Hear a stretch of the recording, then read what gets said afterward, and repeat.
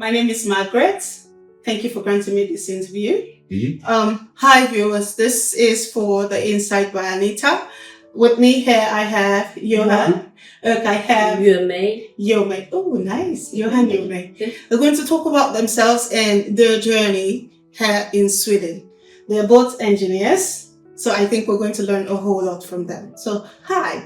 Could you tell me a little bit about yourself? Just introduce yourself and then Sure. tell us a little bit about what you do. Say something first? Okay. Ladies first. My name is Yumei, and I'm living in Sweden, Stockholm now. And I am 54 years old. And I have two sons. So Swedish, English, så de som förstår inte riktigt svenska kan hålla med dig. Förstår du? Bra. Okay. Så jag jobbar som genvägingenjör och jag jobbar på ett företag som heter Systra AB. Och jag har jobbat i den här firman över 25 år.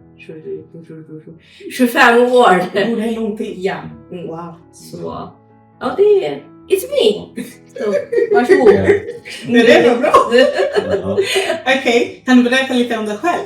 Yuan, similar age as my wife. Oh. We have been married since 2007. So we came actually from the same city in China. Oh, 96. Okay. 1 more year. Yeah.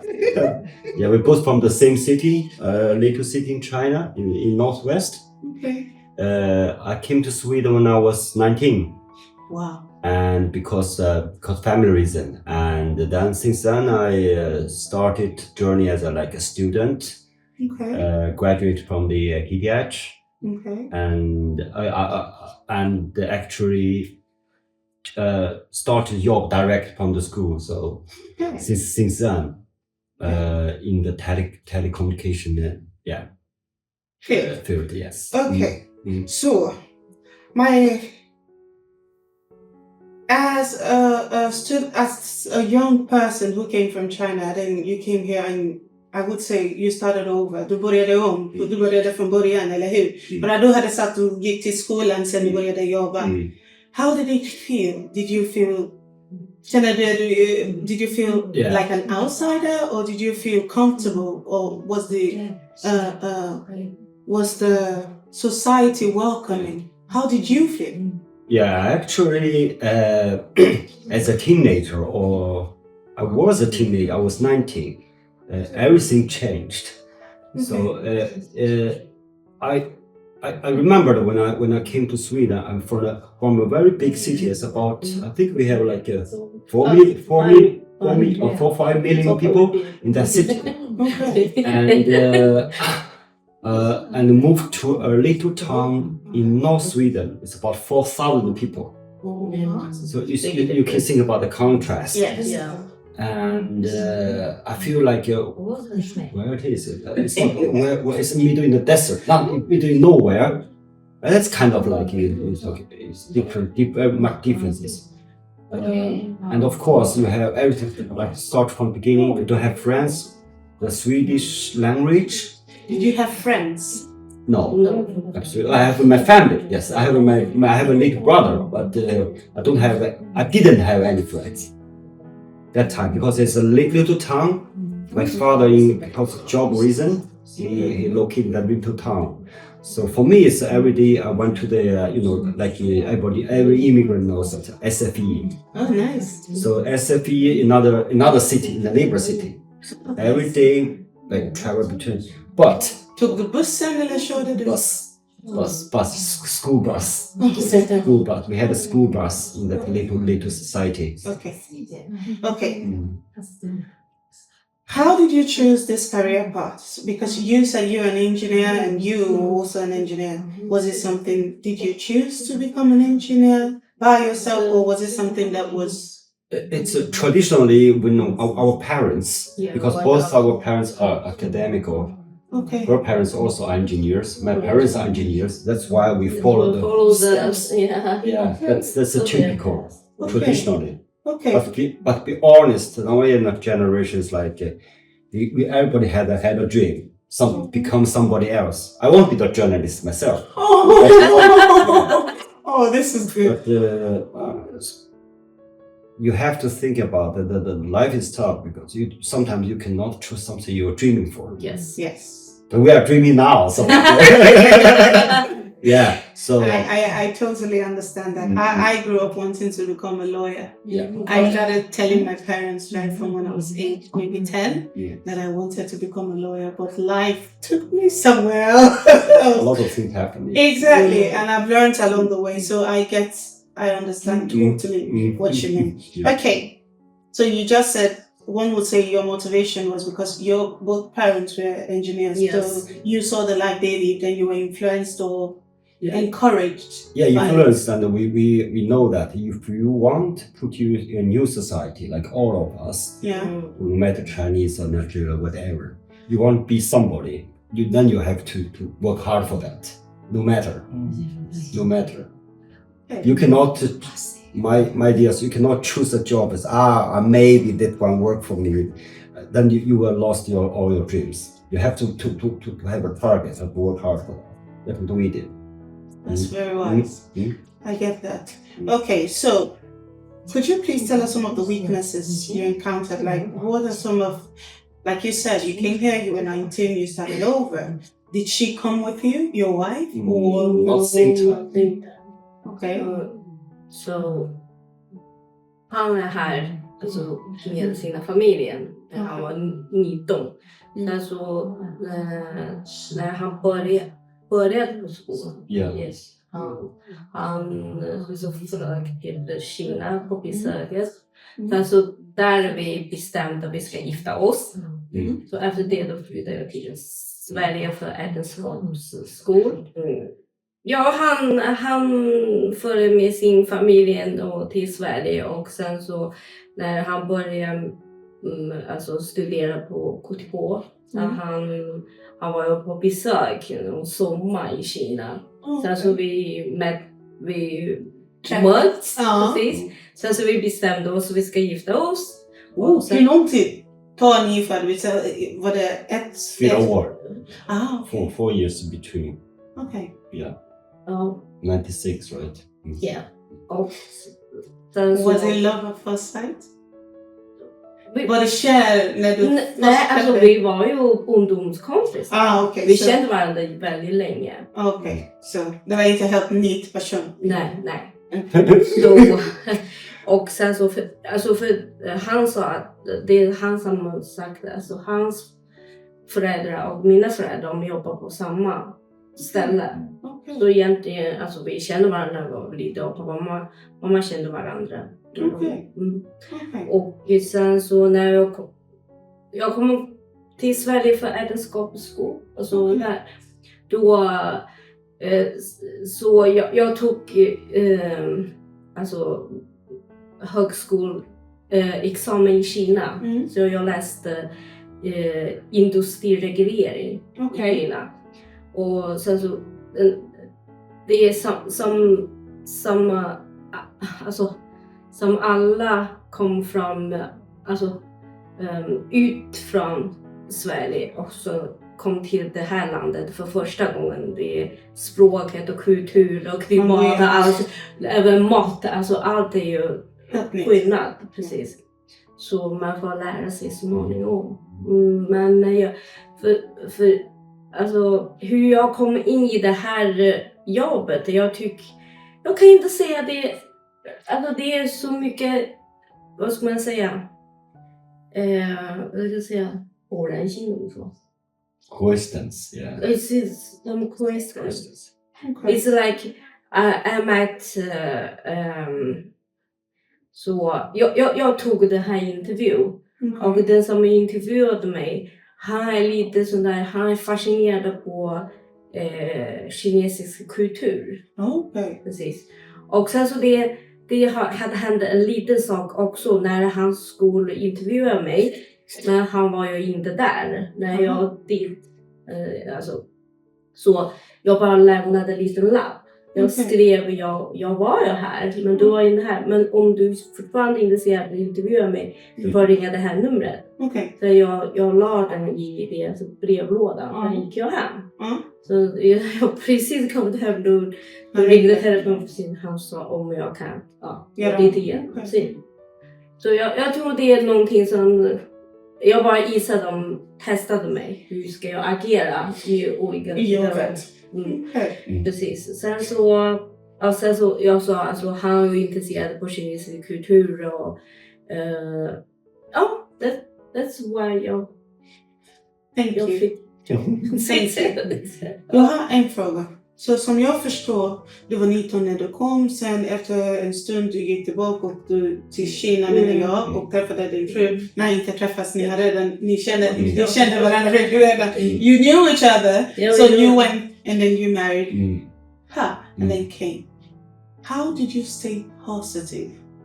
Because in my head I'm thinking, as ni är båda kinesiska folk, so in a new country, and I would guess 30 years ago there were less Chinese people in Sweden, so meaning you stuck out. It was like, oh, those are the Chinese couple. How did you manage that?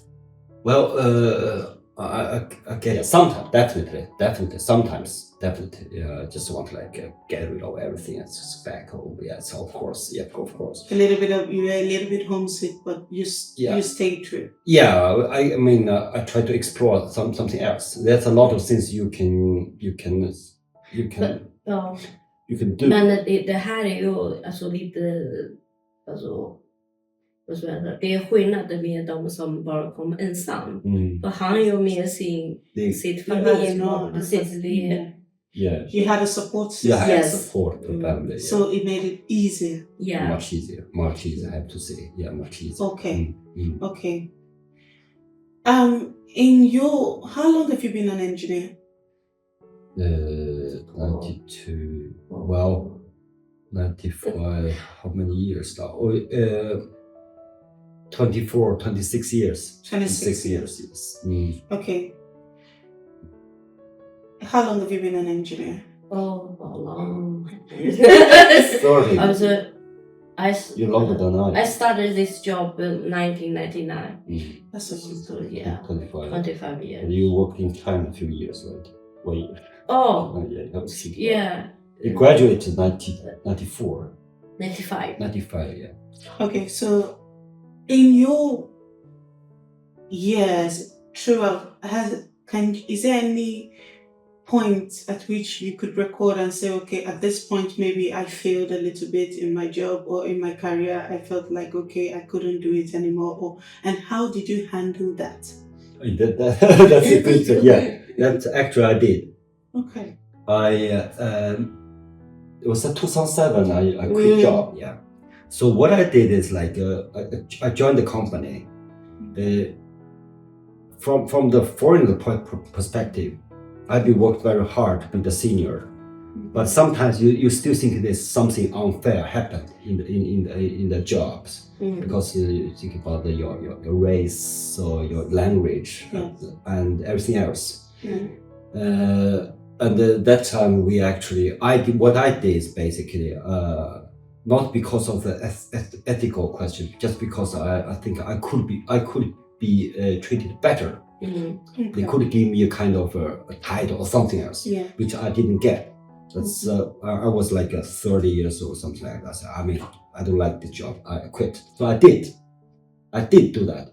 But during the time when I did that, because we do have family, everything. I have a family to support everything. You have to think about no matter what you do, what kind of job you're going to have. The family is still for me is top one. So I moved to Cambridge. Oh. Yeah. I take a pause, take a break from a job. Yeah. And just move to Cambridge myself. Your family? No, myself. So that's a kind of thing. But you had children when that happened? Yeah. She supported me. How did you manage? Yeah. Actually, I don't remember. That's I like that answer. one part is I'm not the typical mother. Is like I did everything for children. I can sleep. Relaxed. No, alltså jag kan jag gör inte allt för barnen. Men jag gör bara viktiga saker som de behöver. Vägleder dem. Ja, så och sen så jag är inte sån där så kanske ni hörde den där Tiger Mother. The typical Chinese mother is a Tiger Mother. I'm not one of them. So det var lätt för dig? Ja, rätt för mig. Så jag intresserade bara alltså de mår bra varje dag. Okay. Alltså både psykiskt och fysiskt. Alltså de ska vara glada och de mår bra. Och jag vill verkligen att de inte har någon konflikt i skolan. Och så de är glada i skolan. Så du håller på de viktigaste saker? Precis. Så på det viset jag tycker det är alltså förhållande mellan mig och mina barn blir lite lättare. Så jag behöver inte stressa mycket. Stressa lite we mer. have very good family support. So that year when I left Sweden, so actually I got her support. So if you don't feel great, maybe that will hurt you mentally or everything. Just leave. She actually took hand of the family. We have our parents' support. We had her relatives came to Sweden to help us. Yes. So I had a 1 year break. Nothing. So that's it. But we survived. Next, how did you get from that point where you felt, okay, this is enough, and then you left? What made you, yes, you have family, that's why you came back. But did you go back to that same job? No? Well, my initial idea was kind to continue in the college, to read something, to learn something. And that time, actually, I got another work in Cambridge. So that's like when you're seeking for something, maybe something is seeking you as well. So I got the opportunity to work there 1 year anyway. So I didn't lose anything job-wise. So that is good. Yeah, nothing, yeah. And then you got experience as well. Yes. So you have minimum 25 years experience, and same thing with you. That's a whole lot of experience for engineers. We put 50 years engineers. Okay, that's if you combine it. Yeah. Okay. Did you have any throughout your career? Was there any time you felt like, okay, I was failing, or it's been smooth sailing all the way? Jag menar att hela din karriär, var det någon tid någon gång som du sa att okej, det här räcker som han hade? Jo, alltså det var precis när jag jobbade i det här company 10 år. Så då kände jag mig, nej. Alltså kan jag få någonting annat? Kan jag göra någonting annat? Men då hade han fick den här position i USA. För först han flydde till Cambridge till England. Sen så ett år efter fick han ett jobb till USA. Det var han berättade vi bodde i San Jose. Så då är det är ju same time. Alltså när jag känner mig lite här, alltså jag vet inte vad jag ska göra, jag verkligen vill prova något annat. Så då fick han det där jobbet. Så okej, då sa jag till min arbetsgivare, jag vill ta tjänsteledig. Okej. På grund av det. Så då fick jag det. Och sen så då flyttade vi till USA, till San Jose. Okej. Bra, tack.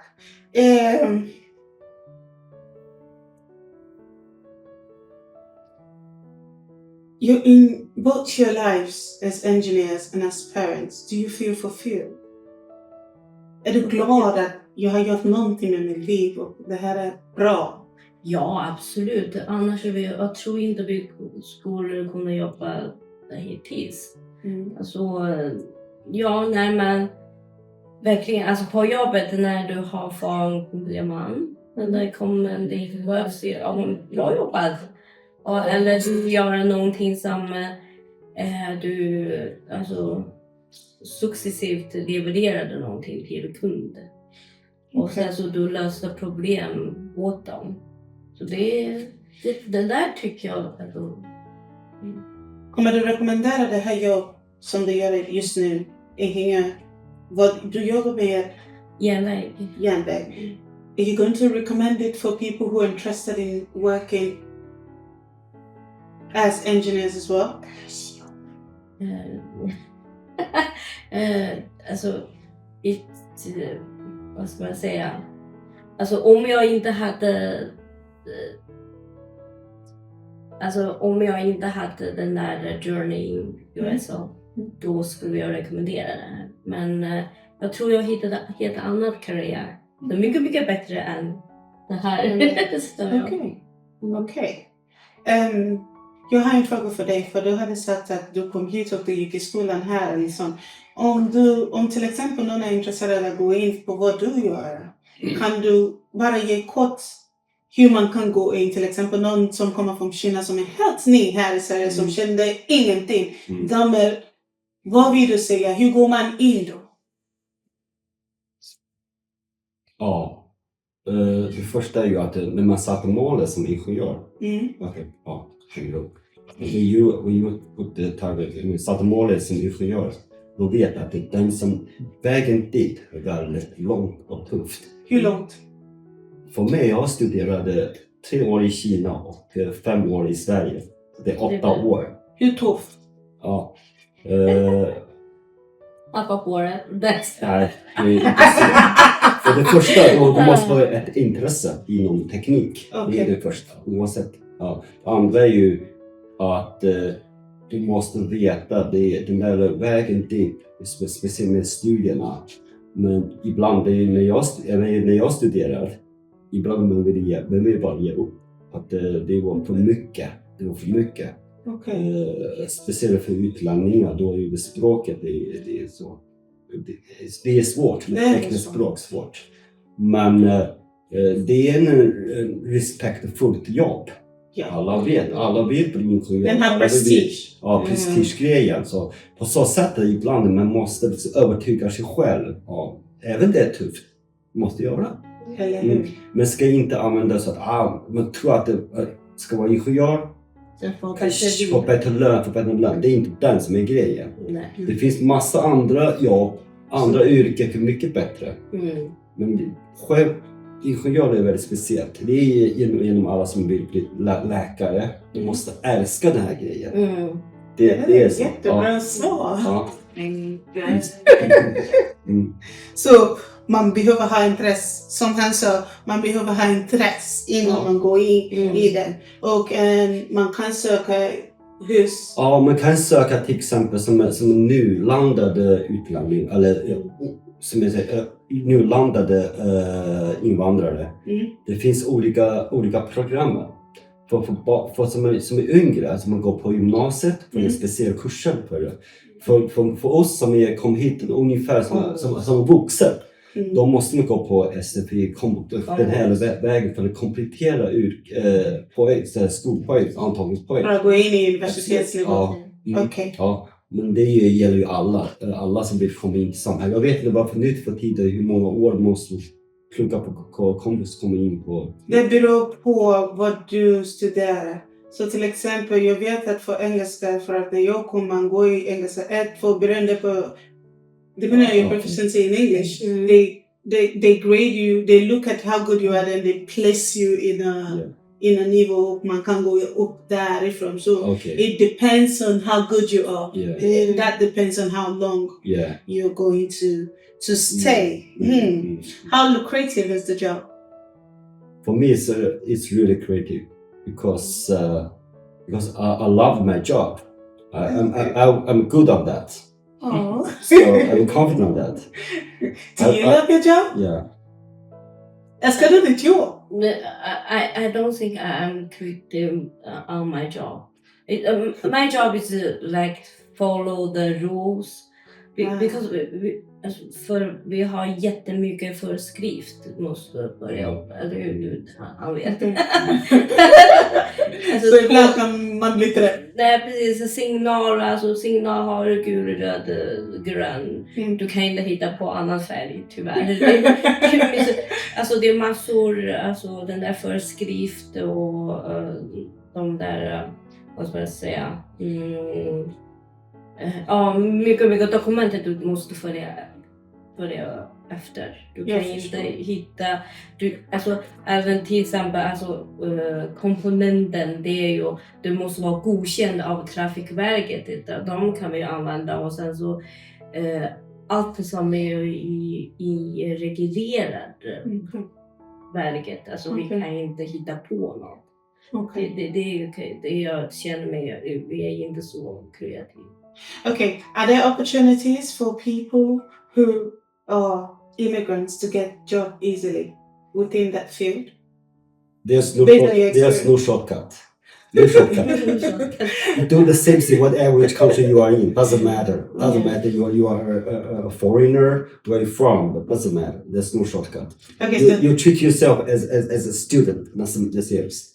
And start it from there. Thank you. I have a very tricky question for you. If you were both not engineers today, what would you be? Journalist or lawyer. That was my dream. But I think if I want to sit in nowhere and write books. That's one thing. Right. That's what I want. But I know that we have a lot of similar interests. And you can write a book on each other. I did try writing a book maybe 10 years ago, a children's book, but it didn't come out, so I just put it. But many people choose a kind of a career. It's not because he or she like that, because he have to. Yeah. That's I think everybody has a lot of dreams. So want to be successful entrepreneurs. We normally use I want to be a boss, I want to be an entrepreneur. Yes, you have to do what you need to do. Yeah. At this point, I'm going to say thank you. Thank you. Shishi.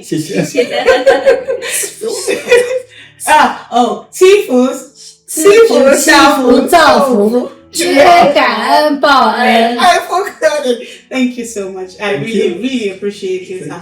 Thank you. Thank you. Thank you. Thank you.